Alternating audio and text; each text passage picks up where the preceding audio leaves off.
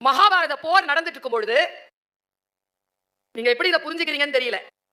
நான் யார் எதை சொன்னாலும் உடனே அது என்னுடைய லைஃப்ல ஒரு டிசிப்ளினா கொண்டு வந்துருவேன். அதுக்கு அந்த வார்த்தைகளை பயன்படுத்துறேன் நான். நீங்க அதை பயன்படுத்த முடியுமான்னு பாருங்க. மகாபாரதத்துல துரோணாச்சாரியாருடைய மகன் அஸ்வத்தாமன் தன்னுடைய தந்தையாரை பொய் சொல்லி தன் கழுத்தை அவர் தானே வெட்டி கொள்ளும்படி தூண்டினார்கள் பாண்டவர்கள் என்பதற்காக பாண்டவர்களை கொல்ல வேண்டும் புறப்பட்டு வர்றார். இந்த ஒரே ஒரு காட்சியை மட்டும் சொல்லிடுறேன். எப்படி அதை நீங்க இறைவனுக்கு நடந்ததா, சாமிக்கா, கடவுளுக்கா, அது மகாபாரதமாச்சே, அது அப்படி எல்லாம் பார்க்காம நம்ம லைஃப்க்கு பார்த்துக்க முடியுமான்னு பாருங்களேன். அஸ்வத்தாமன் கையில எடுத்துட்டு அந்த ஆயுதம் என்ன தெரியுமா? எல்லாரையும் அழிச்சிடணும்ட்டு நாராயண அஸ்திரம்.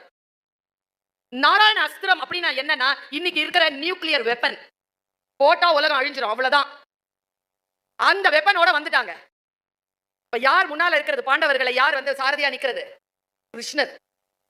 அதுவே விஷ்ணுவின் அவதாரம் தான். வர்றது நாராயண அஸ்திரம்னு தெரிஞ்ச உடனே கிருஷ்ணன் என்ன பண்ணார் தெரியுமா?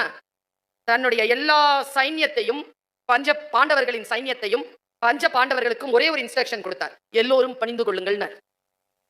ஏய், கீழே விழுந்து தலைய காட்டுங்கடா, அதுக்கு கீழே விழுங்கடாண்டா. பீமன் விடுங்க, பீமனை சொன்னார் கீழே விழுடன். கீழே விழுந்தார், தானும் கீழே விழுந்தார்.